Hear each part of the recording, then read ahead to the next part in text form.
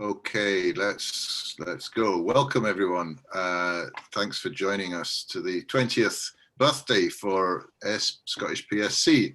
My name's Eirig Scandra. I'm currently chair of SPSC, and I will be co-hosting this with Mick Napier, who is a founder of SPSC and needs no introduction. So I just want to start by saying, Mick, first of all, you were there at the beginning. Tell us about what happened 20 years ago that caused the formation of Scottish PSC. I think that sounds very biblical. You were there at the beginning. Well, it wasn't the beginning, but it was 2000, and in the first week of the intifada, the Israelis, by their own reckoning, fired 1 million bullets at the Palestinians. It was atrocious in the extreme. I was just back from the Middle East. I saw a wee demonstration called on the steps of the US consulate, and I went along. Hundreds of people. And 20 people, really fine people, denounced what was going on in Palestine. And then somebody said, well, thanks very much. I made a free speech, like 10 other people. And someone said, thanks for coming and goodbye. And I said, oh, wait, hold on a minute. Let's go down to Princes Street on Saturday and give out some leaflets. We did. We called ourselves the ad hoc committee.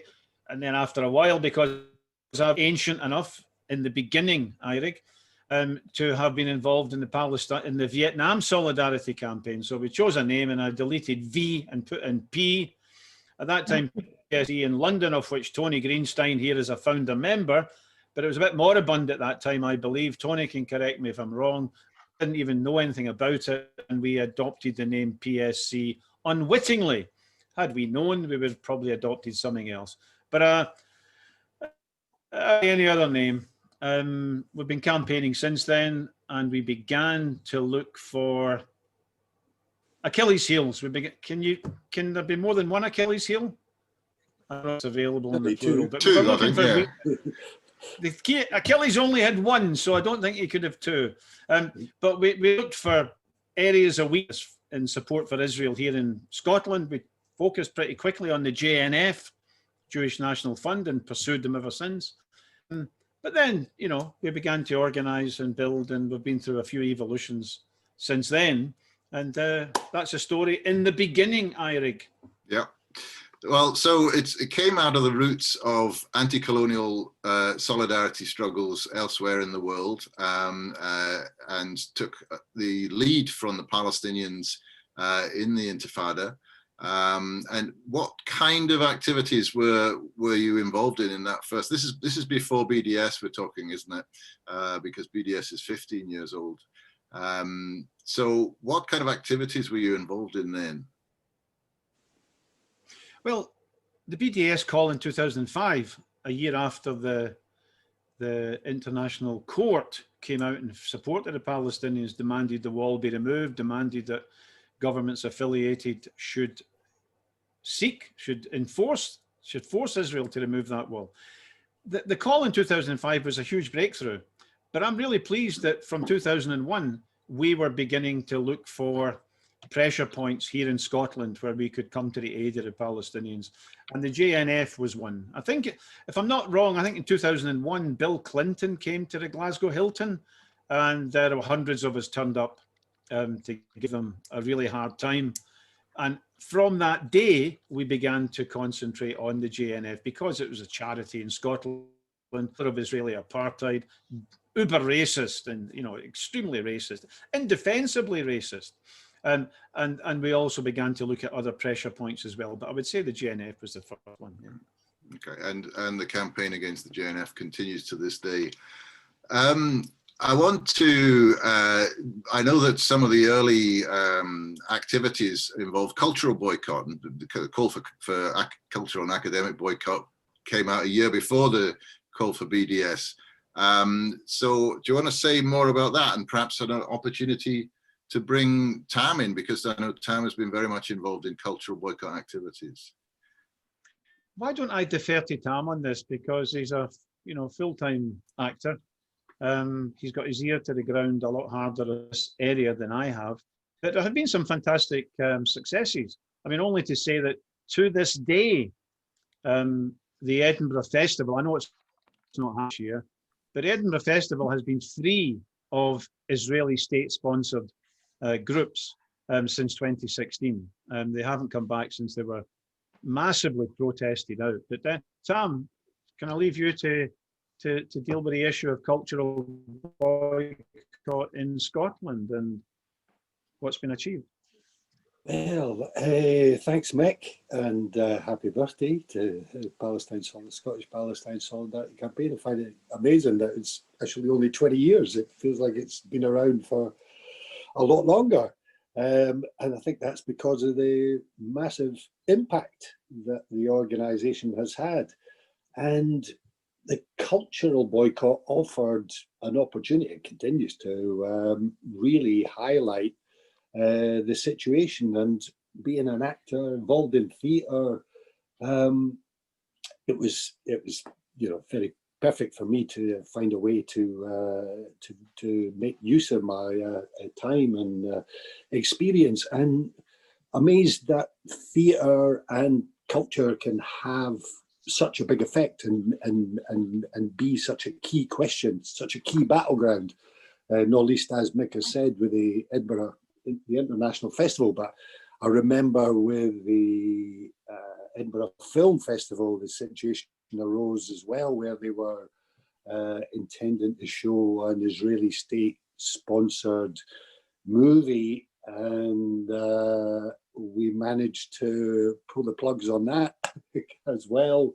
The amount of pressure that was being able to brought to bear was fantastic, and I think, I mean, Mick has led from the front, there's no doubt on that score, and been a great inspiration for this. But we've been able to highlight the whole problem in ways that is sometimes more difficult in the more general political era, and this goes on. We also had the great privilege of meeting Giuliano Mercamus from the Freedom Theatre when he came to Scotland. That was a huge inspiration to me, especially his involvement in theatre, being a very successful actor, but then devoting himself to such an incredible cause there. And of course, the fight continues now. We're getting an onslaught within the Labour Party, and I was delighted to discover I could only tune in late on to the Labour Against the Witch Hunt meeting that went on last night. But Jackie Walker, right at the end, said, I want to go back to what Mick Napier said, and that was a great inspiration. And, so I was so pleased to discover that, and I'm going to go back and listen to what Mick's actual words were last night. You missed Tony Greenstein last night. He was absolutely superb as well, as one of the 5 speakers. Yeah. Yeah, I mean, it is such a key question. It is, and it's rearing up in so many ways, and that's what really drew me to it. I'd been involved way back with the Chilean Solidarity Campaign in Edinburgh. That was a dynamic organisation as well, way back in the 80s, and it's been coming up lately because of the whole thing that happened with Scotland football team playing in Chile after in the Santiago Stadium after Pinochet coup. And these things have been coming up again about sport within sport, but also in culture. And one of my proudest achievements was being able to really help get through to Gil Scott-Heron for him not to go and play Israel. It was obviously his management had slipped this in and him none the wiser, but for Gil Scott-Heron, if he had gone and played Israel, that would have been disastrous, really. And we managed to stop that happening just in time. Yeah.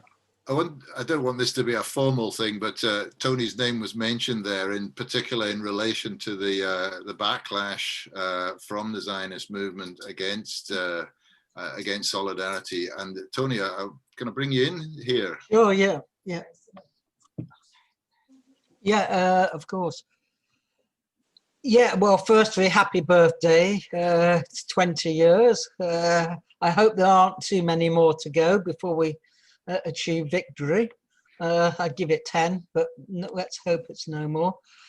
Yes, I think it was something in retrospect we should have expected with the 2005 academic boycott.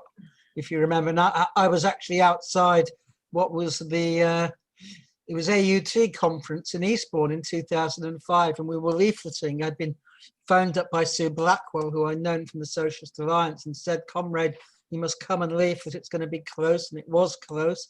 But the motion was passed, and it was denounced by everyone, if you remember, a threat to academic freedom, no less, the end of civilization as we know it. But it was passed despite all the attacks. Tony Blair attacked it, you know, and all the rest of them, but it was passed, and then it spread to the rest of the trade union movement, the idea that the only way forward would be BDS, boycott, divestment and sanctions. And then really it went from there. I was involved. I mean, you had a disruption of the Jerusalem Quartet, you'll remember. Well, we did something similar in London at the Wigmore Hall.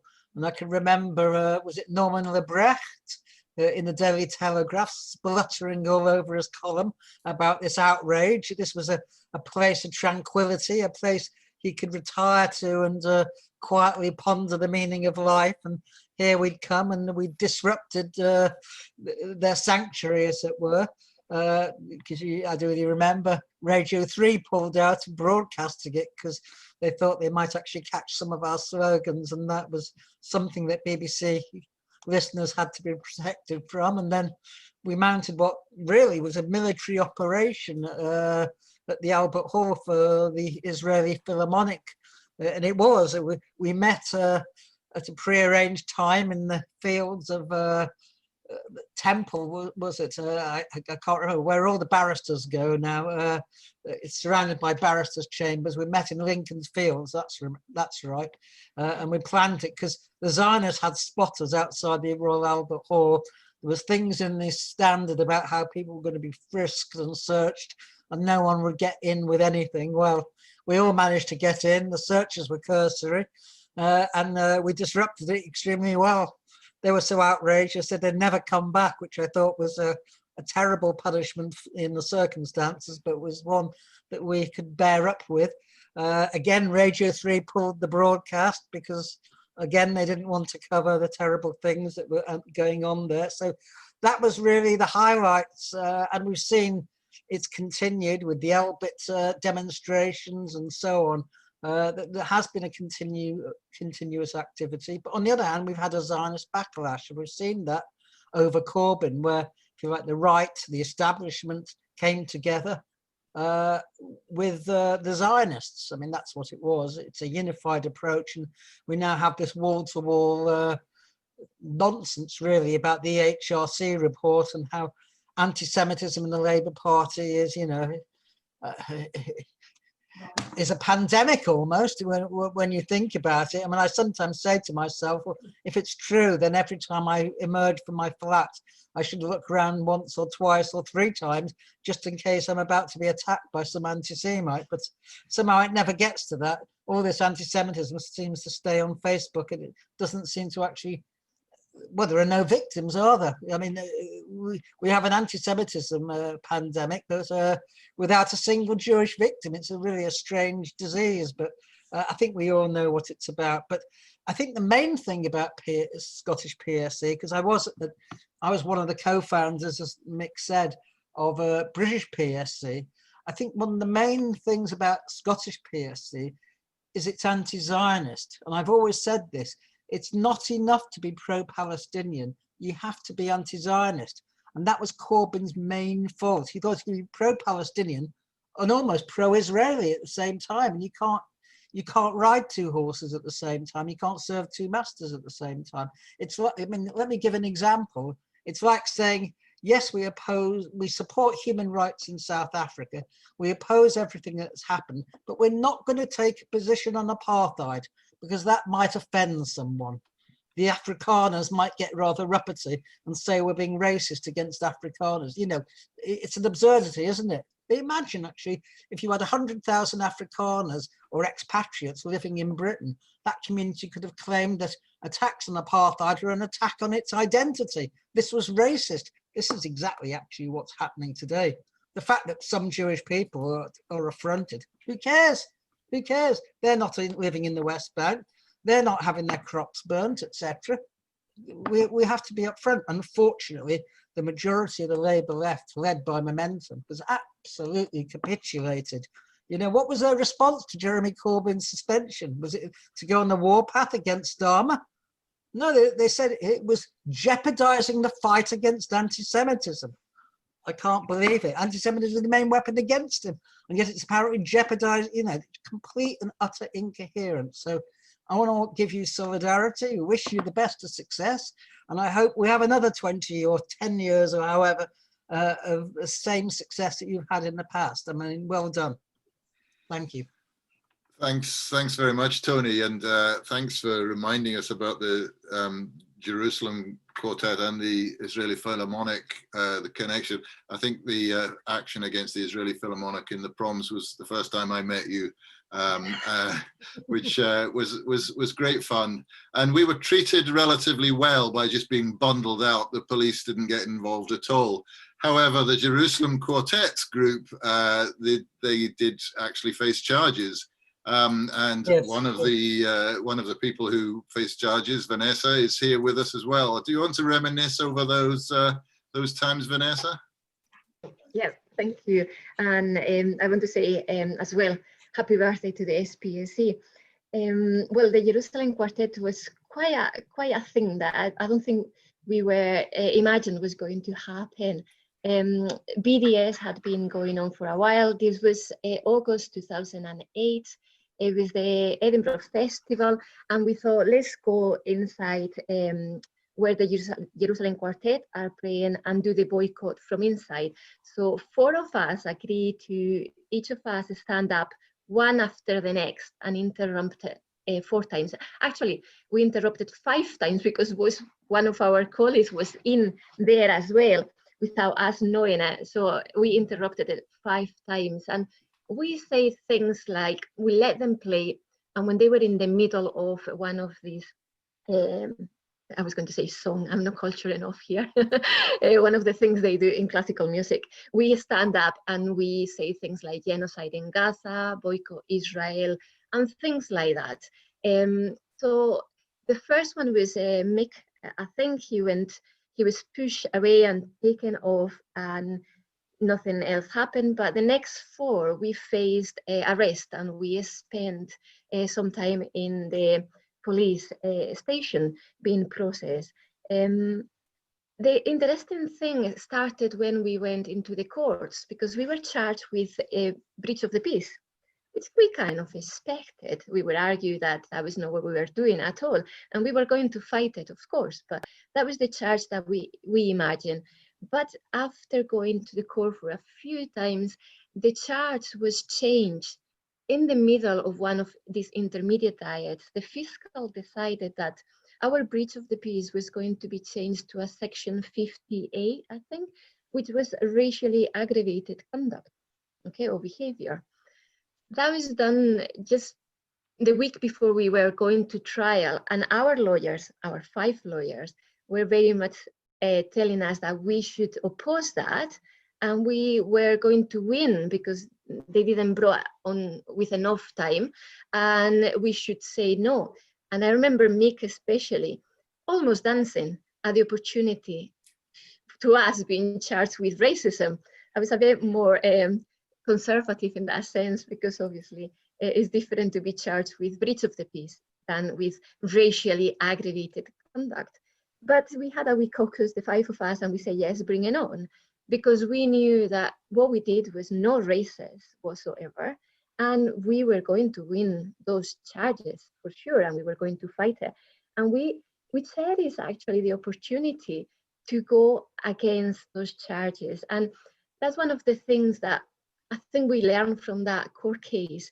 If we don't give in, if we go against those charges of racism, we will win, because we have reason behind us. We are anything but racist. We are anti-racist. So we fought it. And I'm going to not take it for long so you can ask questions and so on. But our lawyers kept saying to us that the prosecution was going to say that we said something about Jews. And for that reason, they were trying to prosecute us because we were anti-Semitic, or we said something anti-Semitic. We actually refused to plead to the charge of racially aggravated behavior or conduct. We say we are not pleading to that charge because what we did was not racist. Eventually, as Sophia put there in the chat, luckily what we said was recorded by the BBC, and eventually the BBC had to release the tape of that recording. And obviously it was very clear, it was transcribed, and what we said was all against Israel, against the Jerusalem Quartet, as promoting or whitewashing Israel crimes. And what we said was just that, boycott Israel, genocide in Gaza, and things like that. It was transcribed, and to the surprise of our lawyers, the prosecution say, yes, we accept those transcriptions, we accept those words, and we will proceed with the racially aggravated conduct. So we were actually being racist for saying boycott Israel and genocide in Gaza and a few other things like that. Eventually, through many times going to court in April 2010, the judge, the sheriff actually listened to the arguments and make his judgments. It was a packed court, and although at the beginning we perhaps, obviously everyone, the opposition criticized us, of course. Also, sometimes we got criticism from quarters that we didn't expect. After years and what was Israel doing, we got a lot of support behind us. And the day of the trial, we had to change courts because the one that we were allocated didn't hold the 100 people that were actually outside supporting us. So we moved to a bigger court, and it was packed with supporters. And the judge said that it was, I'm going to paraphrase here, right? It was totally ridiculous that we were even charged with racially aggravated conduct. What will happen if these charges were to succeed is that we will have to say boycott an unspecified country in the Middle East. And I'm sure that a picture is going to happen there from me. The judge ridiculed the prosecution and the charges. And we won without pleading to it, that even the charges were ridiculous and out of the world. And we had the right to criticize Israel, and we had the right to say genocide in Gaza. So that was mostly it. I think the lesson is fight them with your can, because if we give in to them, we know it's not about racism, it's about Zionism, and it's about protecting Israel and their crimes. So we won, and I think we got stronger for it. Thank you very much, Vanessa. Quite a significant victory, and as Sophia has put in the chat, that it's been referred to in Lord Brackadale's report on hate crimes as well as a distinguishing feature between legitimate calls for boycotting Israel and the difference between that and anti-Semitism. So it's had significant impact beyond that. I'm wanting, because I can see Doris also on the screen, to bring Doris in, because hopefully I think the influence of Scottish PSC has been felt not only across the UK but also throughout Europe and beyond. Doris is in Berlin, and can I perhaps bring you in, Doris, to have a few comments about our 20th birthday? Well, Either could I butt in for a few seconds? Could I butt in for a few seconds before Doris? Is that? Of Yeah, of course. course. Just to say, I mean, before I praise Doris and the fantastic stuff BDS Berlin does, why it's always a great pleasure to go and join their stuff. What they did outside the Reichstag a few months ago was absolutely amazing. But this thing about the effects of the trial, something's still hanging by a thread. As Eirik said, Lord Bracadale went away and studied hate crime for such a long time, and he came back and published his report, and he says political entities are not protected under hate, should not be protected under any circumstances by hate crime. Scottish Government, which commissioned that report, has now the IHRA definition.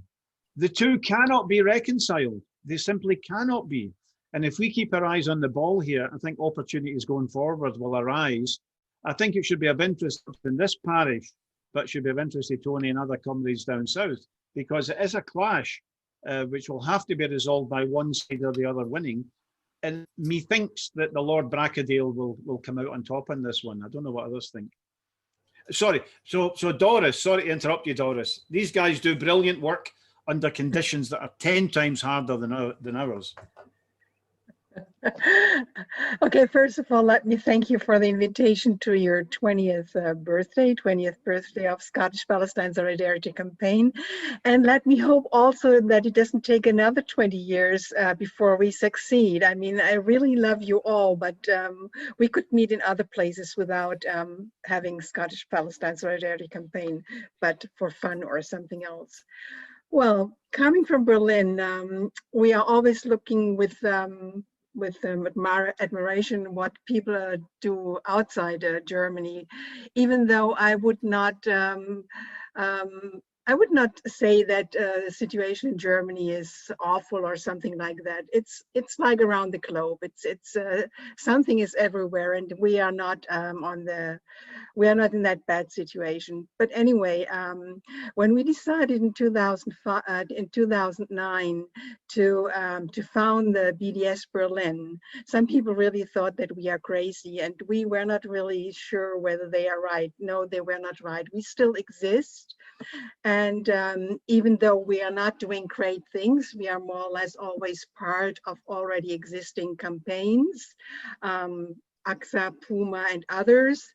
But we feel that by doing BDS activities, but taking to the streets where we meet ordinary people who do in the first moment not understand what we are doing. When we are able to talk to them, and this happens when you do leafleting, you know that all, then you can explain people what is going on, and that we are not anti-Semitic, because I mean, the highest institution, the German Bundestag, had the idea to say BDS is something like anti-Semitic. It is not. We all know that it's a game, but we will win the game. It's not anti-Semitic. Everybody knows that if he starts thinking. But the experience we do in the street is that people really listen and understand. They do not openly support all the time after that BDS, but we know there are more people now talking positively about BDS, not those in high level positions. No, they need always longer, but ordinary people, they follow us. We even feel that. And so, yeah, it's great that we have that we continue with that, and that we give a small part in the on the street of liberation for and freedom and justice and equality for all, including Palestinians, and we continue.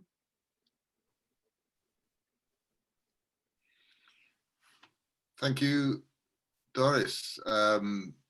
Mick, can I get? You were in Berlin recently. Do you want to? I don't want to chair this as if it were a formal meeting. I want to encourage a little bit more discussion here. So Mick,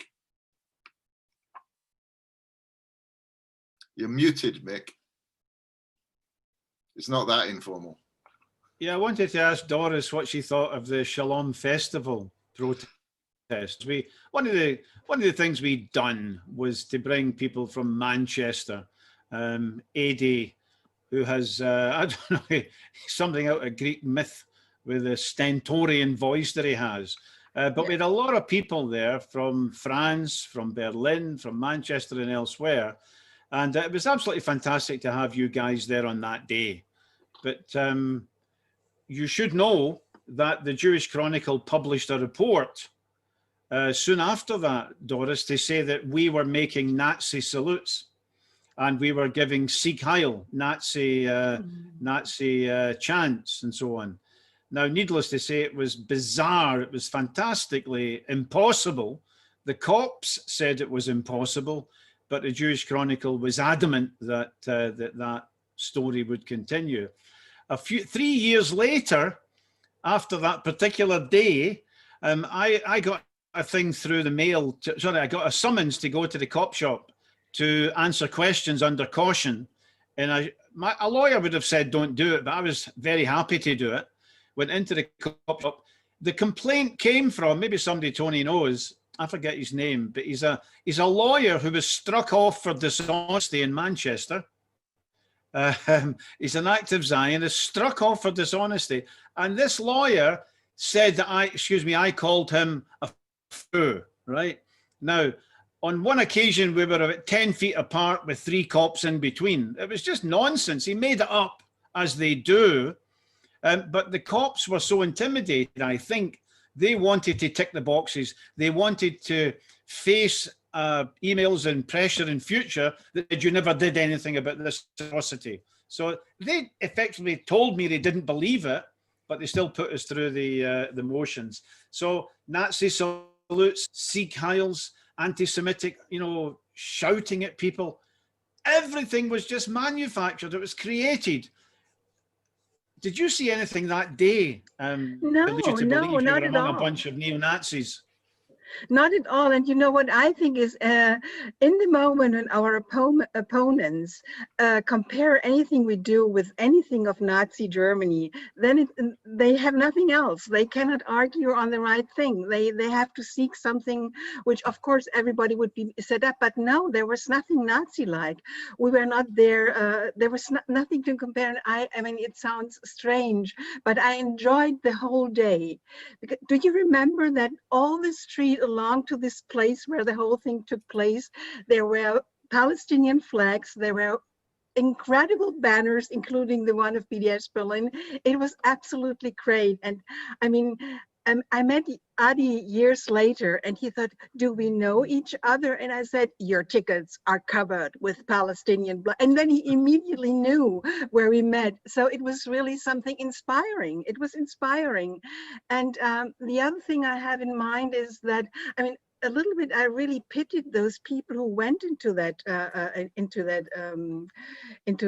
venue because they were really scared. And what we heard from its side was that they said, "Oh well, we are really kind of occupied." Yes, have the feeling of being only kind of occupied. I mean, it's far away from what happens every day in Palestine. So no, there was nothing Nazi-like, nothing at all. But this is what they do all over the globe. What they do, I mean, they compare our actions here with "Kauf nicht bei Juden," don't buy with Jewish people. I mean, to compare it's such a misunderstanding of German history, of German fascist history. I mean, you see, I get upset about that.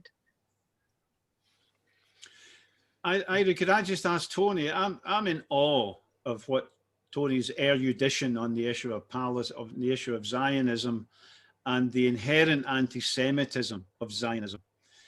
Tony, I've had a big, long discussion with Palestinians who are very prominent, whom I esteem highly, but they say, look, this whole anti-Semitism war is an attempt to change the subject away from what's happening in Palestine. Don't be distracted, ignore it. Let's just concentrate on BDS. And don't respond to the Zionists directly. Now, I completely disagree with that. Would you like to comment on that, Tony? Well, I don't think you can ignore it. That was exactly the argument which I had with Palestine Solidarity Campaign in Britain, in UK PSC, in a sense. You can't you can't. Easy, ignore Tony. Easy, Tony. You're talking to Scots. It's not Great Britain. I think it's England and Wales. it. I stand corrected. Whatever its name, that was the argument I had from Ben Sofa, who was the National Secretary. Ignore it and it will go away. But it didn't go away. It grew and it grew. And the narrative almost took over, if you like, the public conversation, that anything you did around Israel was inherently anti-Semitic. It was based on the idea that most Jews identify in some way with Israel, therefore if you're anti-Israel or anti-Zionist, you're therefore anti-Jewish. I think you have to deal with it. For example, on the BDS, the comparison between what happened on the 1st of April 1933 when the SA picketed Jewish shops, if you remember, that was not so much a boycott, that was a siege of those shops. Yeah, they physically stopped people getting in. The comparison I draw is not between BDS and what happened in April 1933, but between the siege of Gaza and April 33. The siege of Gaza is a forcible attempt to stop anyone getting in or getting out of Gaza. Similarly, the SA tried to stop Germans going into Jewish shops. I have to say they weren't particularly successful.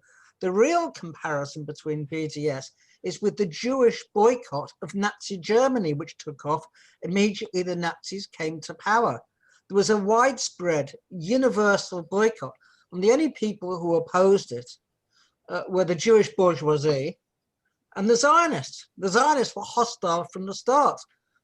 And you know the reasons why, because the only element of the Jewish population which almost welcomed the rise of the Nazis to power. Of course, it didn't envisage there would be a Holocaust, but the only element of the Jewish population which welcomed the Nazis to power was the Zionists. They thought they could benefit, and they did benefit. They benefited in all sorts of ways.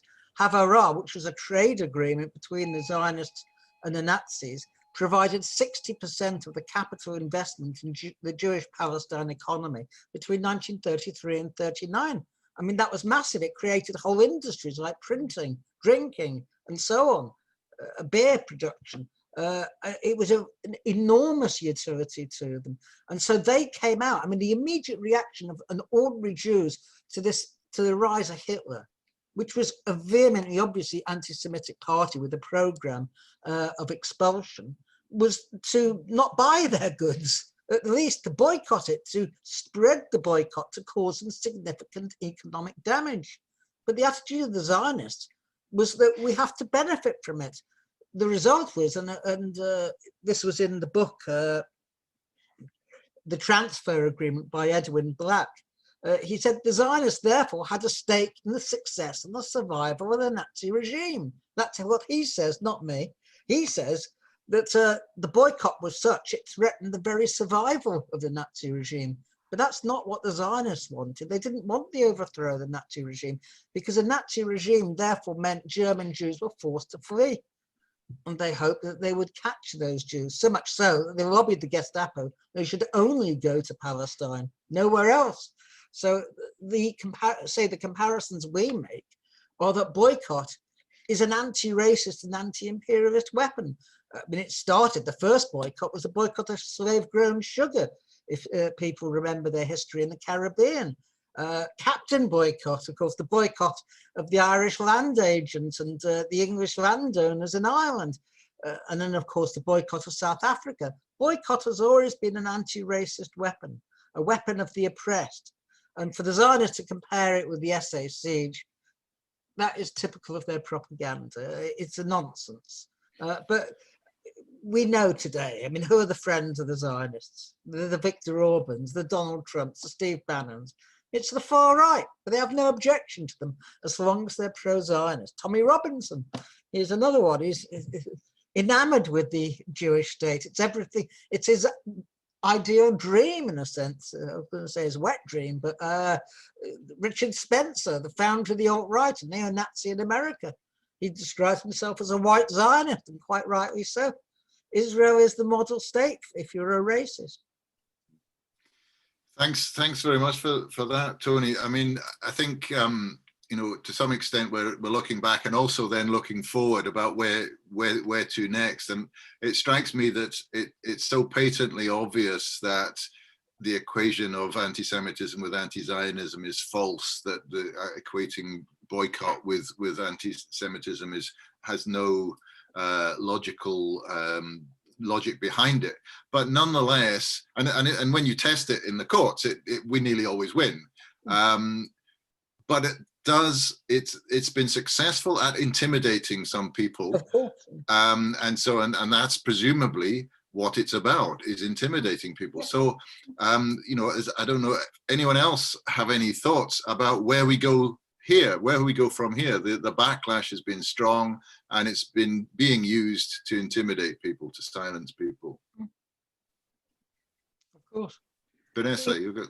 Yeah, I think you're totally right. There is a clear intimidation of the Palestinian solidarity through those tactics. I think the only way to fight that clear intimidation tactic is for us to be even more vocal and more active and to be out more, so we can protect those that perhaps will shy away for whatever reason. So the more they do it, the more that we need to be out there and say, no, look at when we win. But even if we didn't have any wins in the courts, we should still do the same. Be out and be vocal and be not afraid of that, I think. Doris, yes, please do. And I think we should also Can pay I say attention, at least from when I talk about Germany. I mean, to that somebody called to anti-Semitic, or that, and people really are threatened with losing their existence on every level.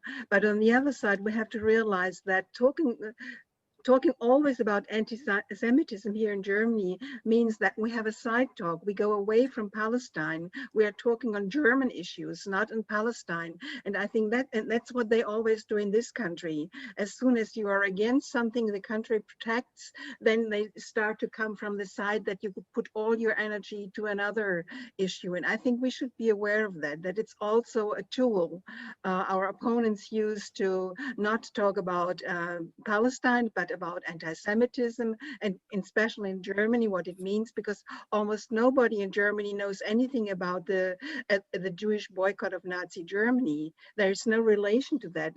Whenever we talk about boycott in connection with Jewish people, we think of 1st of April 1933, and not about the boycott that could have been something if it was not fought against in the early 30s, shortly after the fascists came into power. I can see that Mick is desperate to get in here. Yeah, because I think it's in some ways a model. I mean, some of you may not know Eirik very well, but I think he's got more hats than a milliner's shop. He has pushed out Palestine Solidarity through Friends of the Earth with this publication, Environmental Nakba, which I think is really a class on how we should be pushing things out. He worked together with Friends of the Earth South Africa, Friends of the Earth Palestine, and he from Friends of the Earth Scotland to produce Environmental Nakba. And I think it really approaches Israel's crimes against the Palestinians and the nature of apartheid and the nature of the colonizing process there in a way that appeals and makes perfect sense to those who are primarily driven by an awareness of the world possibly coming to an end and the need for climate justice. So I think, Eirik, maybe you should say a little bit about that, how you went about it. We don't probably have time to talk about how you've pushed through the Green Party, a motion on Palestine, which is the only one I know to this day of any party, which contains the primary demands of the Palestinian people incorporated into a political statement here in Europe. So I mean, IRIG's track record, I think, is absolutely amazing. But perhaps talk about the this pamphlet, IRIG. I can say a little bit about it. Yeah, I mean, I used to work for Friends of the Earth Scotland, and I think at the time that happened, I was on the board of Friends of the Earth Scotland, and had got involved with SPSC through an SPSC study tour of the JNF, and because of the JNF proclaimed itself to be an environmental organization, I was quite keen to get involved in the opposition. But this opportunity came because I had a conversation with Bobby Peake from Friends of the Earth South Africa about the JNF and particularly how Friends of the Earth International could support it. And then subsequently, Bobby got in touch with me and said, Friends of the Earth International wants to do an observer mission, that they called it, to the West Bank, hosted by Friends of the Earth Palestine. So would I be part of it? So I did. Went and visited.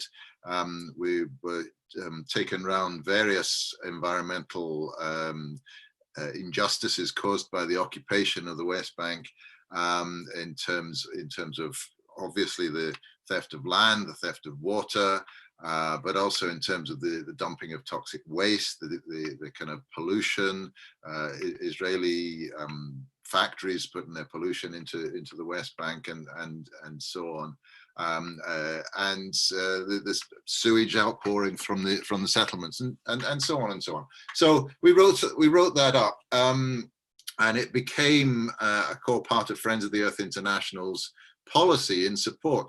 And one of the results of that, not as a result of a lot of other things, was that there was an affiliate of Friends of the Earth International called Friends of the Earth Middle East, which had Palestinian and Israeli members, as well as Jordanian. And it operated as a normalization operation. It said the best way to tackle the environment in the Middle East is by Israelis and Palestinians working together and not challenging the occupation, and working with the IDF to try and sort out land issues and so on.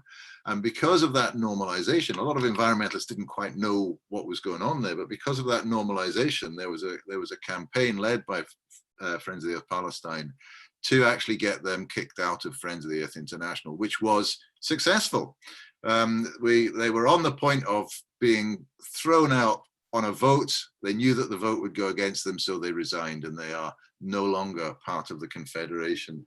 So that was a bit of a success, which hopefully I played a small part in. But I think, you know, you made the link there from when we were talking about how the kind of the conflation of anti-Semitism with anti-Zionism is a means of intimidation. And part of the challenge, I think, to that intimidation is through civil society, through areas of civil society for whom Palestine isn't their main concern. But if they get environmental injustice, and they say, you know, well, this is what's happening because of the colonization of Palestine, the Zionist colonization of people, then people get it. So Friends of the Earth Scotland has just recently passed a motion at its AGM to say that the JNF should be kicked out of the COP26, the next climate conference, which is going to be in Glasgow. So JNF, pretending to be an environmental organization, has observer status in COP20 in the Conference of Parties process, the climate change parties. So it turns up at these COP meetings, and we're saying it should be kicked out. So now, they weren't intimidated, and they weren't intimidated because they knew some of the background, and I think that's an important thing to say. So thanks, Mick, for introducing that. I think you're muted, Mick.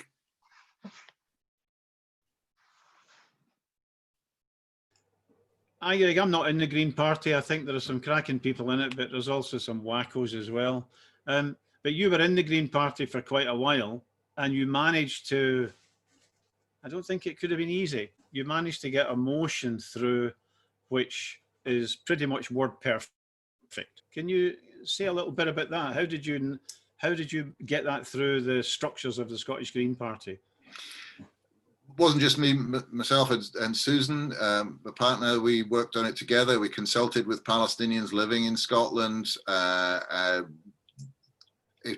You say it was, would have been, it wasn't actually all that difficult, to be honest, because it was about saying, it's about framing it. This is an issue about colonization. This is an issue about, and you know, Green parties are supposed to be anti-colonial.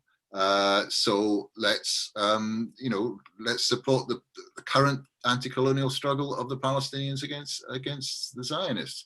I have to say, when we tried, after we passed that, and we spoke about it in other Green parties across the world, our worst opponent was the German Green Party, who I was accused of being anti-Semitic for even supporting that. So I don't know, Doris, have you had any experiences of the German Greens? Well, I felt great when you said Green parties have an anti-colonial approach, and then I thought, oh, sorry, but I mean, the Green Party in Germany has everything maybe, but of course, no, not at all any anti-colonial approach. And all the thing with Israel, there is no idea of colonialism, settler colonialism, when it comes to Israel. The story of Israel starts in 48, and of course with the story of fascist Germany, but nothing before. It's quite new that we now really dare to talk about openly. I mean, not the BDS people here in Berlin or in Germany, but others talk about a settler colonialism. It's very much, it's still shy to talk about it. No, it's the result. Israel came into existence because of Nazi Germany. That's it. No history before. Eirik, as we get towards the top of the hour, could we ask our guests to say a few words about the next decade, how they see what the challenges are, what the opportunities are, how they see us possibly moving forward effectively? That makes sense. Who wants to come in first? That's a really good question, Mick. The next decade, or the next steps. Come on, Tony. You're muted, Tony. While he's waiting, I see that Jim Malone, who's done fantastic stuff with the Fire Brigade Union, has raised his hand and wants to ask something. Can I draw that to your attention? I mean, he's really cut a fantastic swathe up in Dundee in support. If any of you go to Nablus or other places and say you're Scottish and you know a fireman called Jim Malone, you could probably benefit from saying that. The next decade, I think we will see a continuation of the spurious anti-Semitism charges. And why? Because really, you know, if you're imprisoning kids who are 12 and seizing them in the middle of the night, if you're engaged in the continued theft of Palestinian lands and all the other atrocities that we know of, then what other justification, defense do you have other than to accuse your opponents of anti-Semitism? It makes sense. I mean, if I was a Zionist, I would also do that, because, you know, I mean, unless you believe that God gave the land to Israel and therefore everything we do is God blessed, then that will be your justification. So in that sense, we have to combine both taking out the narrative and also counterposing what the reality of Israeli apartheid is, and say, this is the real question, not your anti-Semitism. So I think that's our strategy for the decade ahead. I mean, we will continue, we won't be able to get rid of it, because not only have they got nothing other than that to do with, but there is, if you like, as a ruling class consensus, which is based around the fact that Israel is useful to the West. I mean, Israel is the linchpin of the West's, if you like, strategy in the Middle East. So it's not going to go away at all. It's a ruling class narrative. And we have to accept that. And as for the Greens, if I can just say, there's actually nothing inherently anti-colonial in being a Green. It's just like there's nothing inherently anti-colonial in being a feminist or taking up any partial oppression or issue. Obviously, if you have your wits about you, you'll understand that capitalism and being green don't go together. But as long as the Green parties are wedded to the existing system, they will go along with it. Yes, I can. And the Green Party here is, you know, the leadership supports the IHRA. They haven't adopted it because of resistance in the Yeah, okay. I mean, I know the German Green Party because I've come across someone called Volker Beck, who's the most vicious racist of them all. He's no longer, I think, in the Bundestag, but, you know, he is an incredibly nasty piece of work. And let's face it, when the first time Germany sent its foreign troops abroad to Afghanistan was with a Green foreign minister, Josh Kavisha, and that was approved at a Green conference. So unfortunately, there is nothing inherently anti-colonial in being Green, unless you're a socialist. Well said, Tony, and I hope you didn't think that I was implying that that there was. As an eco-socialist, I was a great supporter of the Scottish Greens. I think that they have abandoned a lot of their socialist principles in many respects. I want to move on to Jim, because he's just joined us. Thanks very much for joining our 20th birthday party, Jim, and welcome to the party. Thanks, Comrade. I've actually been here for a little while listening, and it's just been a shocker connection. I don't know what's been up with it today, but anyway, I won't take up too much time. Just to say, the next 20 years have got to be somewhat as successful as the previous, and the 20 years previous in our city of Dundee. Obviously 41 years now since we're twinned, and 40 years fully January this year with the signing with the municipality in Ablas. But I think it's to remind people from a trade union background that a growing feeling among the trade union community of the disproportionate emphasis that's been placed on the anti-Semitism issue, but also on the need to make vocal through the trade union movement or support for the Palestinian people.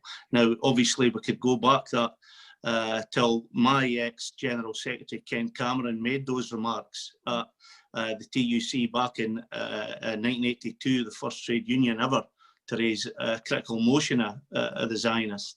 And it's something that we've got to continue to do, to work within the trade union and broader labour movement and bring them together with groups like the Scottish Palestinian Solidarity Campaign. I've been doing a lot of work in Highland Palestine to try and encourage a twinning arrangement with the city of Hebron. And it's something that I'll continue to do with Inverness. We've obviously got lots of lessons to learn over what's happened over the last few years since Jeremy Corbyn became leader of the Labour Party. But I think the great work that's been done in relation to building up trade union links in Palestine is to continue to do that, is to really emphasise the need to do the practical stuff, the stuff that the trade union movement, the Fire Brigade Union in particular, have been at the forefront of. It's the easiest way, I believe, to speak to ordinary Palestinians, to let them know that Scottish people, the people of Scotland, are almost broadly, I would say broadly, through all age groups and all backgrounds, supportive of the Palestinian people. And we've got to be really aware of what this new Israeli front that we have now down at their embassy in London. We thought obviously the previous ambassador was Mark Regev, was something strange to work with. Well, we've got something really strange to work with now.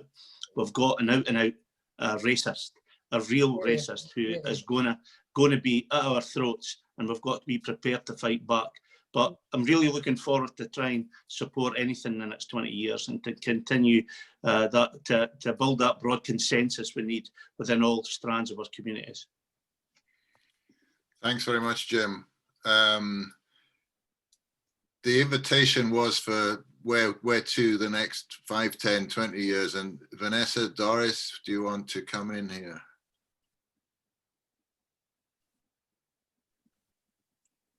Doris. Well, I'm the born optimist, to be honest. So we'll have some more struggles. That's true. But on the other hand, I think time is on our side. I'm really sure about that. And we have we should not waste our time with all the atrocities that came across us or come across us. That's wasting time and energy, and this is not. No, let's continue with the campaigning and what we did the last 20 years, we are the last 11 years, and step by step, it will not come from one day to the other on the one hand. But you know, I was in Berlin in 1989, and you could have told me many things, but I wouldn't. If somebody would have told me that the wall will fall, I would have said, okay, sometimes people are crazy. So it can happen from one minute to the other.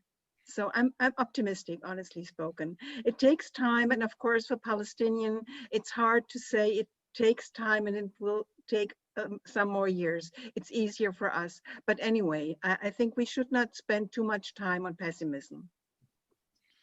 Thank you, Doris. Vanessa. Okay, thank you. Well, three things that I was thinking about mentioning. The first one is not to forget the successes. There's been many successes that we all have had, and we build in each other's successes, and we get encouragement and strength from each other. So keep looking at the successes that we have had. The second thing is that we can only succeed if we are organized, if we are part of something, if we know that we are here for the long haul. If it was easy, it will have been already done. So it is difficult, but we can do it together. And that leads me to the third thing that Sophia has mentioned in the chat. We need to realize that we are in this together. I know, like the Tory says, we really are in this together. The Palestine Solidarity Campaign have many groups. And unless we realize that we are like, I see how this goes here. We are like an onion, okay? We are different layers of the same thing, and we need all the layers together to be able to succeed. So wherever our strategies and tactics and thoughts are about what we do or what we will do differently, we need each other, because without each other, we will not succeed. So these three things, just keep together, support the activists, and support people that are being attacked for whatever reason, from those that are racist and from those that are Zionist. If we show any weaknesses, we know what has happened, and we know what has happened with Corbyn. We cannot be weak. We need to fight, and we need to stand up to them. Thanks, Vanessa. One thing I might sort of add to this, it was great to hear Jim talk about the trade union movement and the important work that the trade union, the FBU in particular, but also other trade unionists and the STUC's position in support of BDS has been really important. And we were talking earlier about the environmental movement, and I think part of what I think is to do with the next steps is operating in civil society. We can't be just Palestine Solidarity activists, but we're also involved. We're also trade unionists. We're also environmentalists. I know from the chat there are people who are involved in the churches, who are involved in promoting Palestine solidarity in the churches, also in the mosques, in various other parts of civil society. We are a broad coalition of people. The women's movement, that is the feminist Palestine Solidarity, doesn't automatically go. You're not, if you're green, you're not automatically anti-colonial, as you say, Tony.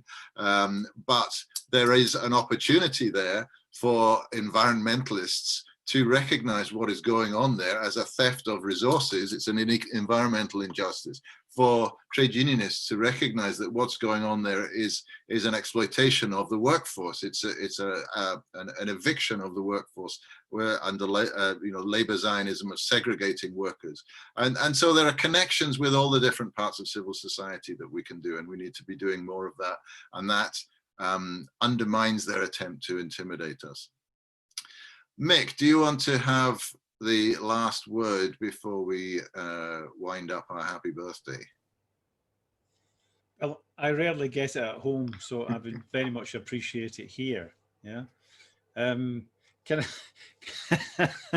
I just, it's safe to say that because Sophia's upstairs. Can can I just say that I think they're very dramatic times. I mean, the whole thing in the Labour Party at the moment is complex, is very fierce. The sort of Zionist attack by Sir Keir Starmer to snuff out and to silence, criticism of Israel. But I think a whole number of people, vastly greater than the numbers of people active in Palestine Solidarity, are forced to think about Palestine and Israel almost every day of the week. They've been forced by Keir Starmer to ask themselves, what is it about this issue which means that we have to probably be driven out of the Labour Party, or at the very least muzzled? And I'm thinking of, Hurricane Harvey hit the little town of Dickinson in Texas 3 years ago. And before they could get aid, the people in that little town had to sign a document saying they would never boycott Israel. They would never do any BDS. It made the issue of BDS discussed in the town of Dickinson, Texas, it would never have been discussed possibly, and it forced it to the front of people's minds. So the attack by the wretched Sir Keir will be doing the same thing to a whole lot of people. It would not be appropriate to finish without talking about Hillary Clinton. And the reason why I say that is not because her husband executed black people in order to become governor. I mean, they're absolutely revolting pair. They're disgusting. Ask yourself why people would vote for a reptile like Trump. The alternative was a reptile like Clinton. It begins to make a degree of sense. But one of our best things is that while Kevin and Vanessa and Sophia and the rest of us were successfully forcing the Edinburgh International Film Festival to return money to the Israeli embassy, sponsorship, a few £100. Unbeknownst to us, and we were never supposed to know, the top of the American government, millionaires were lobbying Hillary Clinton, and she set up a special advisory group in the State Department to advise her how to defeat us. A couple of people or so in Edinburgh with a budget of £1,000 a year, and they are worried about us. Never doubt for a minute. Never doubt for a minute. There's swans gliding elegantly over the surface. Nothing can ruffle them. You're useless. You can't do anything. We're mighty. Under the surface, they're paddling furiously. They're always worried. And you look at that email string, which is on our website, it's really lovely. This could catch. This could spread. These people are dangerous. Hillary, you must do something, etc., etc., etc. So I think going forward, here's a mind experiment. Imagine at the moment that the Zionists, the pro-Israel gang, didn't have the anti-Semitism weapon to attack us with. I don't think there's much else. I think it's reasonable to say this is the last arrow in their quiver. If we defeat this, they're pretty naked. They can't defend a sniper who boasts that he shattered 42 knees in one shift. They just can't do that. That's okay in the Israeli press. They can't do it here. So I think they're doing it because they've lost the debate. They're doing this because the BDS movement has not been snuffed out. It's growing, and it's growing in American universities. And they just passed a vote last year, Tony will correct if I'm wrong, in the most Jewish university in the USA, passed a BDS motion. There's really dramatic things happening, right? And they want to demoralize us. It ain't going to happen. So I think going forward, it's going to be a different terrain. But if we stand our ground, they cannot win. The UCU beat them. We beat them. Every time there's anything like a level playing field, they get drubbed. So I think with people like the folk on this call, with people who are going to pull together, I think we can face them down and ultimately be victorious. But if the pinch point in our confidence going forward is not sympathy, it's not people who support us, it's not people who say, I cry for Palestine. It's with a dearth of active organizers. We need people not just to say, I'll vote. I'm never going to vote Labour again. Okay, Keir Starmer's not worried about that. We need people who will be active, who will join, support, and who'll help to drive these rascals from the field, because the Palestinians have won the right to our support and to our preparing sacrifices. The example of Dundee, the example of Jim, the example of so many people campaigning across Scotland, Germany, Britain, etc., is truly inspiring. But it's not as inspiring as what the Palestinians are doing. And they resist when by all calculus they should have given in a long time ago. But they resist and they inspire. And let's go forward, comrades. Yeah. Thank you very much, Mick, and thank you. Let's go forward. Just want to draw to attention some of the forthcoming events. Tony has drawn attention to a webinar that he's involved with, What is Zionism, on Wednesday, the 4th of November. So check that out in the chat. Can I just say Can one I also? word? So, go ahead, Tony. Yeah. I was just going to say that the reason why we're holding it, the person who's speaking with me is Moshe Machova, who is really a legend in his time. He was the founder of Matzpen, the Israeli Socialist Organization. It was the first Israeli anti-Zionist group, which was set up in about 1962. And it was, reviled in Israel. Moshe, I say, he's over 80 now, but he was the founder of it. And he is really well worth listening to, because if you don't understand what Zionism is, you really don't understand why Israel is what it is. It's not just a question of human rights abuse. It's about a state based on Jewish supremacy, in essence, where being Jewish is not a religion, it's a nation or a race. And so I urge you to attend. The links will be on my blog amongst, and I've given the details in the chat. Please do come, and again, happy birthday. Thank you very much, Tony. And yes, encouragement to join in with that webinar. Can I perhaps also take advantage of drawing attention to another webinar on the 7th of November on Saturday next weekend, Stop the JNF webinar at I can't remember what time it's on, 4 o'clock. And 4 o'clock. You can find out about it, stopthejnf.org, and sign up to that. And particularly looking at the JNF as using environmentalism as a greenwash for ethnic cleansing. And we'll be joined by Uri Davis, Zainab Ashalalfa, and Abia Al-Butma for that. And as Sophia has reminded you, if you're not a member of Scottish PSC, please do join in, and if you are, please become more active. And thank you very much for joining in our birthday celebrations. Let the celebrations continue in the safety of your own homes. Happy birthday, us. Happy birthday. Happy birthday, and thanks all, and have a good time all. Take care. Thank you. Bye.